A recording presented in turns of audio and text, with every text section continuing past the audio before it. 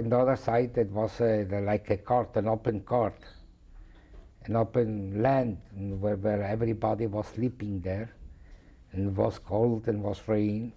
We didn't have food, so whatever we found, we ate. Water was from the rain. We took the water from the rain, and food, whatever we found there, grass, whatever we found, that was our food. And a few days later, they took us by train, and we arrived to Ladyshin. You didn't know what if you come out dead or alive. And then we had to, this is a chapter for itself, how we survived amidst all the bombardment, and amidst all the hunger, and amidst all the sickness. You know, because people, in those days, you know, we didn't have medication, you know, we didn't have nourishment, so people died of hunger, people died of being verloused, being, you know, dirty, and people died of people were shot, not being able to work. But those people who were strong enough, who had money, who had things to sell, who were, the way I did, I worked. We escaped to Abadovka, and the escape was a very painful escape because we traveled all night and it was winter of 1942. It was the winter, and they caught us in the middle of the way they caught us, the Romanian, and they was torturing us very badly. And what did they do? They was beating us. With their armaments, they were beating us, and with their hands, horrible was beating. They were beating us, and then in that carriage we was my father, myself, my mother, and my uncle Schnee Lipchak, and his wife and the two children. And I don't know how they arranged to bribe them. So they, after in the morning, they let us go, and we arrived to Abadovka. I like to mention that I came in Pesach. I was able to this man. He received us a very nice reward to provide us with wheat. Should be able to bake matzahs. And in Mogilov, there was a Jewish community before we came there, a large Jewish community. So we were able to, in a cellar, to clandestine at night, to bake matzahs for Pesach, and quite a few Jewish families were able to have matzahs. And I made around matzahs for Pesach. This was also something that I was very happy that I was instrumental of who was able to have this great accomplishment. How old were you at that time? That time I was already about 60, 70 years old. And there we lived about 10 or 12 people in one room. And there were a lot of people. There were people that were working by the Romanian and by the Germans indifferently, doing some works. So they had some food, and so they brought some food, and was a small trading of food, so we could eat. Besides that, we were stealing from the farmers, potatoes and corn and other vegetables. I will come back later on. But one night, I can remember like now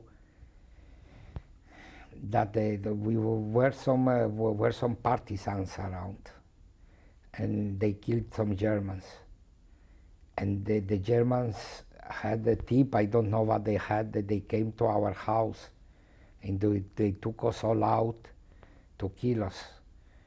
But I don't know what it was about.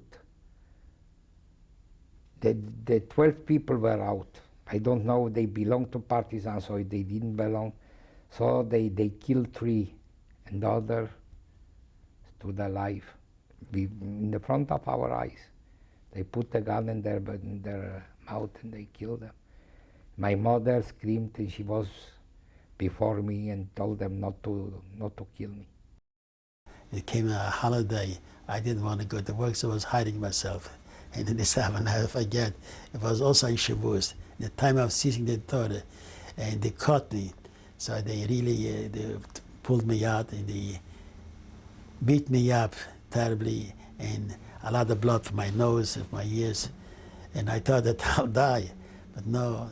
So they washed me around, and I was able to do my assignment to fix it, to clean out that piece of road with the little stones and cement.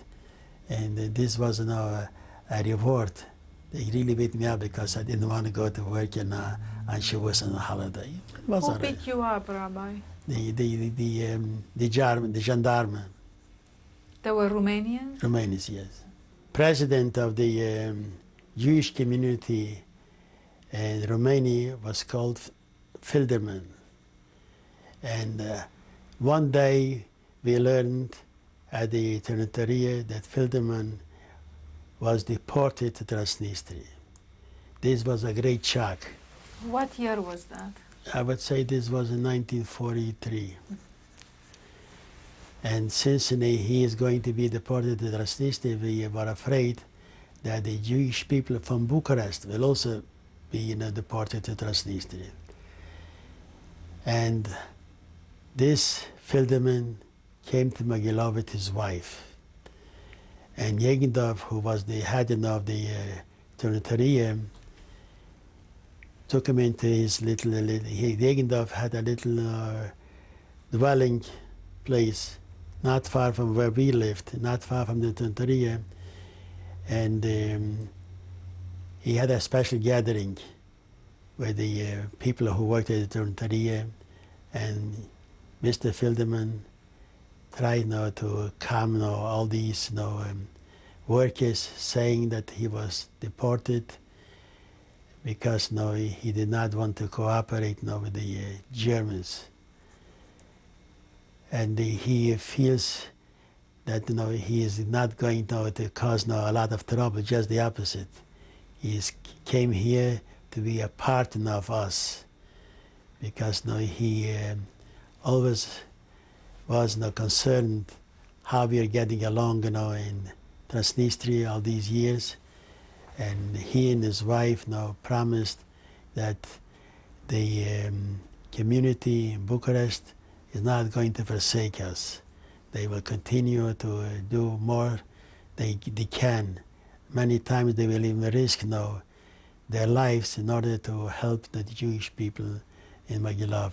We had to be in hiding on the ground for days and days, without water, without food, without nothing.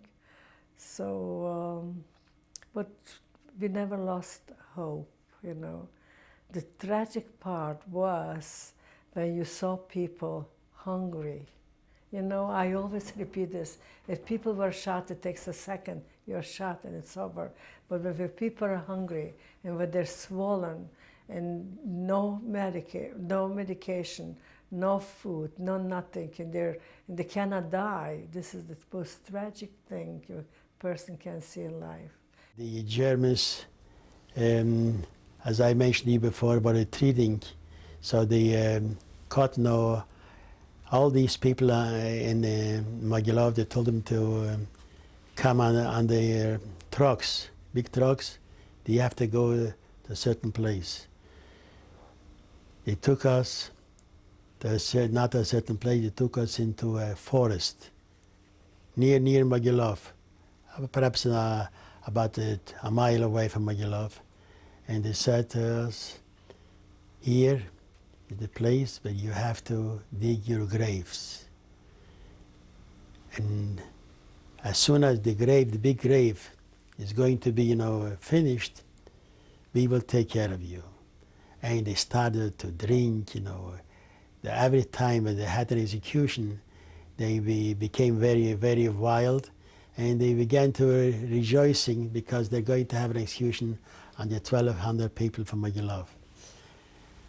Of course, it was something frightening to start digging, so we had to listen because the machine guns were all prepared. And we dug the graves. It took about an hour to more than an hour to be a big grave for all the people. And they told us to go into this area, and they prepared the machine guns, and they really had a big party. The Germans officers rejoicing because they're going to exterminate us in a matter of few minutes. Every time when they had the execution, they started, Schweine Jude, you're going to be, killed in 10 minutes,